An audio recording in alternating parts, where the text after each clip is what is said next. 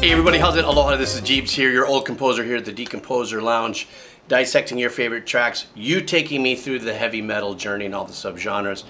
I can't thank you enough. It's almost been a year. This is crazy. I'm pushing 200,000 subs, even more crazy. So anyhow, to continue just the kind of great energy that I'm feeling, excuse me, this is Double Barrel Friday, and a few hours ago I released Mastodon, and now, to fulfill my obligation of me propping the Double Barrel Friday, Lamb of God 512. I want to thank you guys for hanging out as usual. If you'd like to buy me a cup of coffee, because you know these videos don't support my channel. Oh, check this out. This is Death Wish's kind of travel mug. I was out back and I made some coffee, so yay. You can go ahead, the link down below for the coffee. If you want to check out what headsets I'm wearing, also for their Spotify, as well as you can check out my Patreon. All right, let's do this. Ooh, that's hot. See, that thing works. Ah, dang. Brr. Lamb of God 512. All right.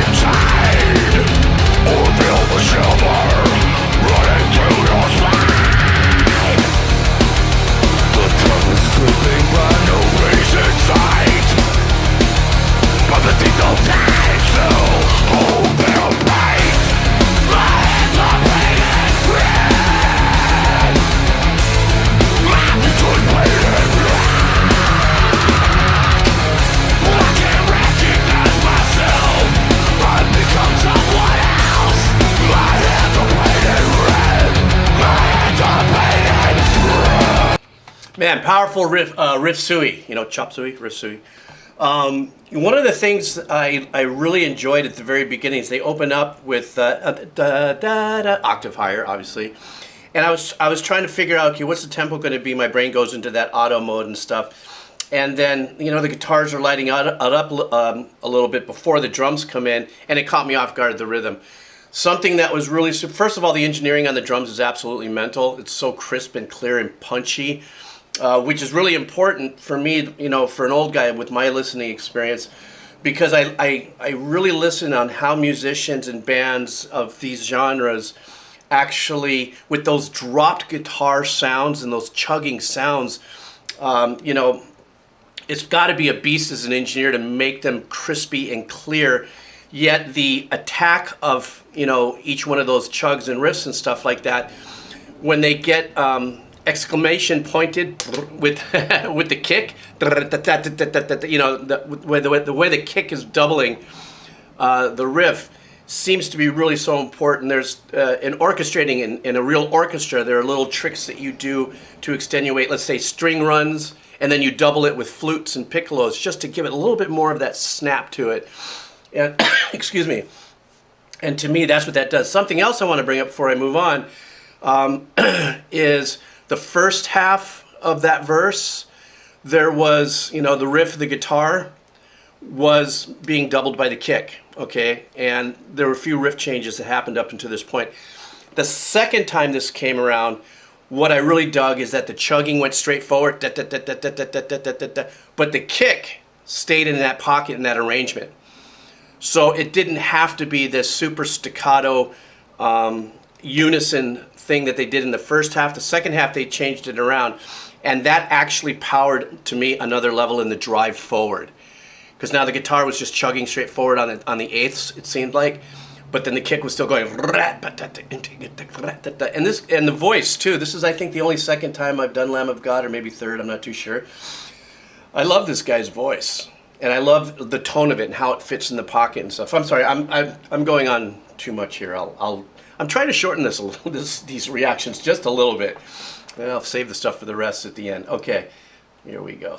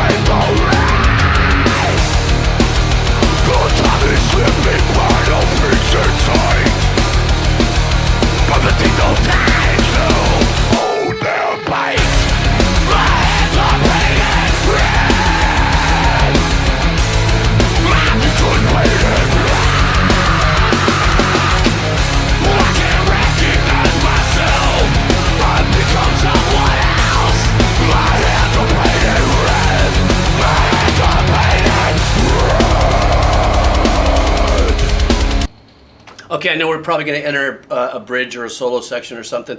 I just want to say how much I love that riff. That riff is really hooking me. I can't get low, so it's a, you know, and I really love that. I love the fact that they straightened out and the rhythm of that and just kept it You know, it was because they have some great riffs and that stuff that they've had punchy time colors earlier on. But that is such a hooky riff right there. And God knows on this channel and my journey through learning about metal and stuff, I'm beginning to go, oh, geez, a lot of riffs here in Riff Suey City. But I just love the way that's written. It's very memorable, even though it's a very powerful, heavy, dark song. That's a really super memorable riff. Okay, let me go back a little bit.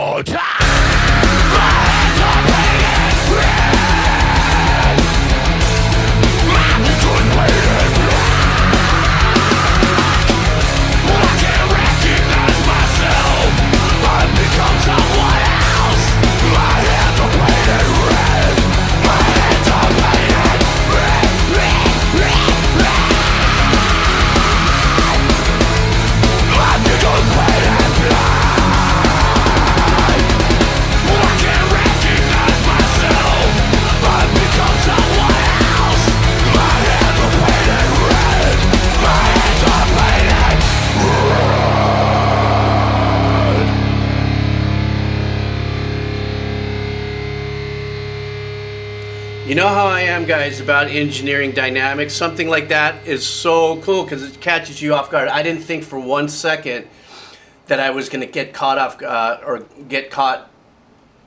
of.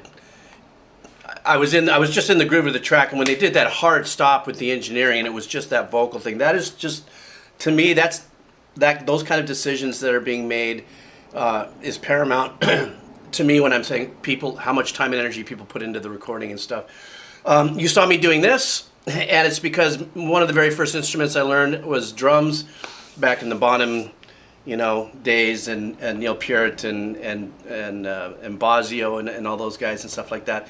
I just love when drummers, and especially probably in the last 15 to 20 years, for those of you who are drummers, how the use of cymbals, different size cymbals, and I don't even know the names of it. My kit was I had a 9-piece Rogers.